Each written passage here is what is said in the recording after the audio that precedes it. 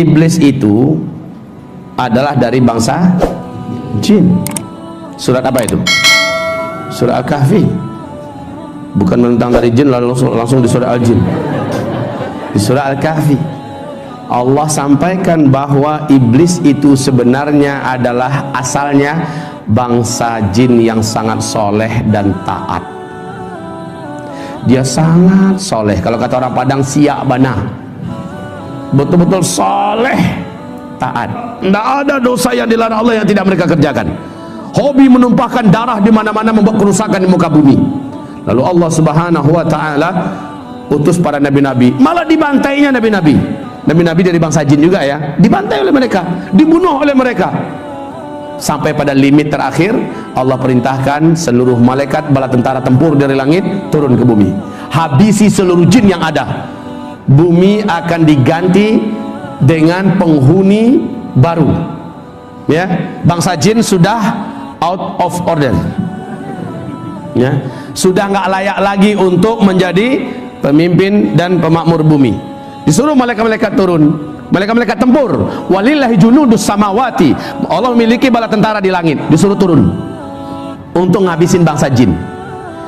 Tahu enggak Bapak Ibu, siapa yang diangkat oleh Allah menjadi panglima perang? Namanya waktu itu belum iblis ya, namanya ketika itu masih Azazil. Ini adalah kitab tafsir Al-Hafiz Ibnu Katsir ya. Namanya saat itu masih bernama Azazil. Jangan kasih nama anaknya Azazil nanti. Lalu turunlah panglima perang ini, yaitu Azazil, dengan memimpin seluruh malaikat-malaikat tempur. Semua bangsa jin yang ada di muka bumi diratakan, dibunuh. Yang dibiarkan hidup oleh Allah adalah yang melarikan diri sembunyi, masuk ke gua-gua, masuk ke hutan, sembunyi di pulau-pulau, dibiarkan oleh Allah, jangan dikejar, biarkan saja mereka tersisa hidup. Nah, ini jika bakal calon pelanjut bangsa jin ke depan ya. Lalu setelah selesai, malaikat-malaikat tempur kembali naik. Azazil juga naik ke atas.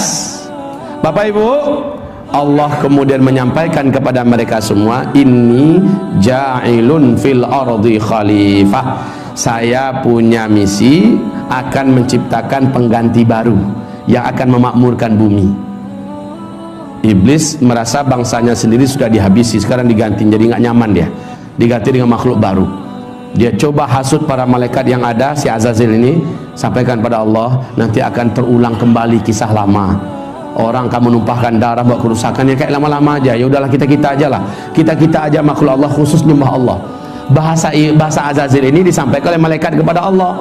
Qalu ataj'alu fiha man yufsidu fiha wa yasfiku ad-dima wa nahnu nusabbihu bihamdika wa nuqaddisu lak qala inni a'lamu ma la ta'lamun.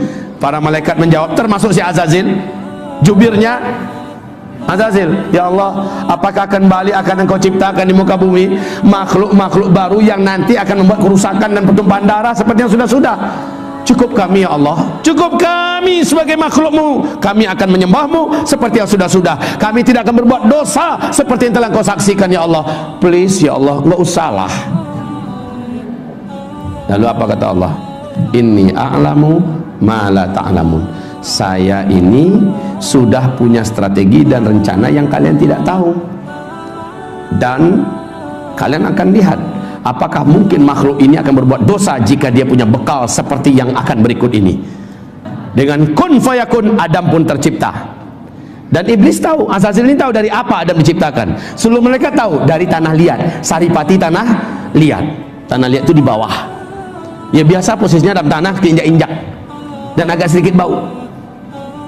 Lalu setelah jadi kun fayakun, Allah masukkan chips, ibarat kita bahasa sekarang ya, yang lengkap dengan informasi-informasi yang tidak diketahui oleh seluruh malaikat.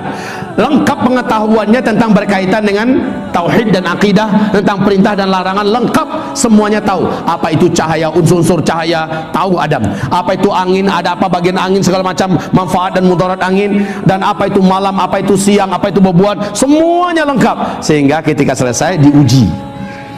Lalu Allah bertanya, hei malaikat-malaikat, sini kumpul kalian. Kamu juga Zil, sini Zil, Azazil. Ya, sini Zil, saya mau uji kalian semua. Coba hadapi orang macam ini, makhluk baruku, Adam. diuji, kalah semua, tumbang semuanya. Lalu Allah berkata, orang yang macam ini, yang ilmunya tentang aku luas, ilmunya tentang alam semesta aku luas, dia tidak akan pernah mau berbuat maksiat dan dosa. Makanya dikatakan innama yakhsyallaha min ibadihil ulama, yang paling takut kepada Allah dari seluruh hamba-hambanya adalah orang-orang yang berilmu. Jadi orang yang berilmu tidak akan berani berbuat maksiat karena dia takut kepada Allah. Setelah itu memanglah sujudlah para malaikat, karena Allah perintahkan sujud. Nah, si Azazil yang dari awal memang menyimpan sesuatu di dalam dadanya, yaitu hasad, dengki. Dia tidak rela dan dia tidak mau kalau orang senior yang hidupnya telah teruji selama ini patuh dan tunduk pada Allah, masa dia yang harus sujud pada junior yang baru saja jadi. Lalu dia nggak mau. Allah berfirman, ma mana'aka la tasjud li Adam. Apa yang menghalangi kamu tidak mau sujud? Apa jawaban iblis? Saya senior ya Allah. Ana khairun minhu, saya lebih baik. Kan nggak mungkin lah, khalaqtani min nar wa khalaqtahu min tin.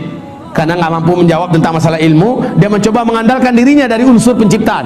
Saya kau ciptakan dari tanah, dari api. Api itu terhormat ya Allah. Allah pula mau diajarinya. Api itu letaknya di atas, terhormat, nggak berani orang permainkannya. Dia sangat berwibawa, anggun.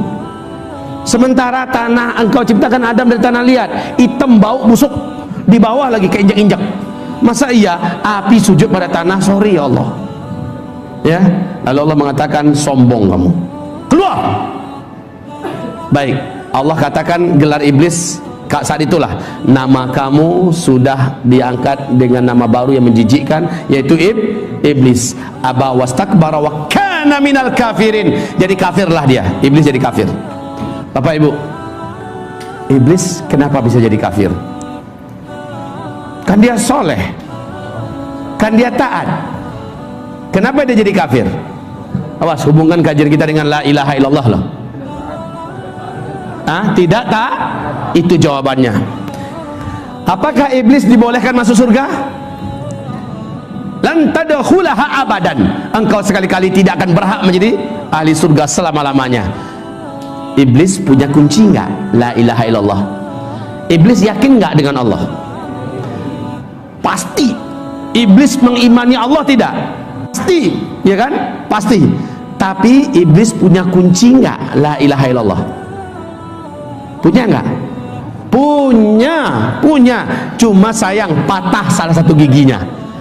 Disuruh sujud kepada Adam, dia tidak mau. Bukankah salah satu gigi daripada gigi-gigi la ilaha illallah adalah wajib mengikuti perintah-perintah Allah dan mentaati larang-larang Allah? Wajib.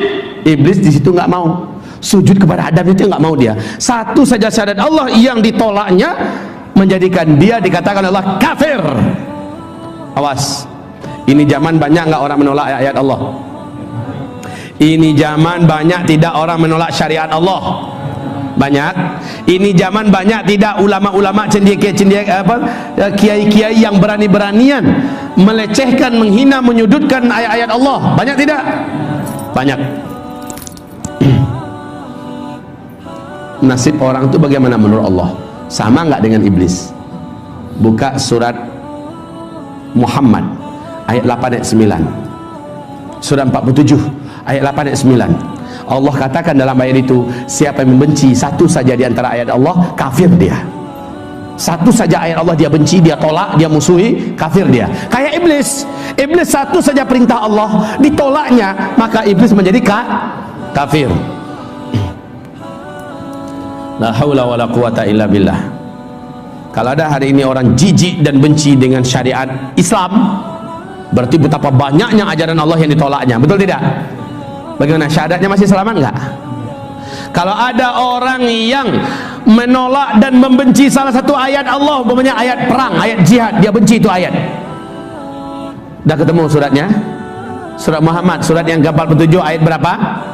Ayat 8 ayat 9. Coba lihat ayatnya. Apa bunyi ayatnya? وَالَّذِينَ كَفَرُوا فَتَعْسًا لَهُمْ وَأَضَلَّ أَعْمَالَهُمْ ذَلِكَ بِأَنَّهُمْ كَرِهُوا مَا أَنزَلَ اللَّهُ fa ahbata a'malahum. Haji mereka hapus, puasa mereka hapus, bangun masjid mereka hapus, bangun rumah-rumah panti asuhan hapus, apapun amal soleh mereka hapus. Kenapa? Ada di antara ajaran yang Allah turunkan yang dia benci. Awas ya, hati-hati, hati-hati. Allah mengatakan hapus seluruhnya. Jelas enggak? Enggak pun dijelaskan ayatnya, bapak ibu sendiri baca langsung paham sendiri, betul tidak? Orang-orang yang membenci ayat-ayat kami, orang-orang yang membenci syariat kami, bagian yang mana sajalah syariat yang dibencinya, maka Allah katakan batal seluruh amalnya, batal seluruh kesolehannya. Haji tiap tahun batal, puasanya selama 35 tahun batal pahalanya, sedekah infaknya, bangun masjidnya di mana-mana batal seluruhnya. Kenapa? Ada di antara ayat atau syariat Allah yang dibencinya. Hati-hati, hati-hati, hati-hati kaum muslimin.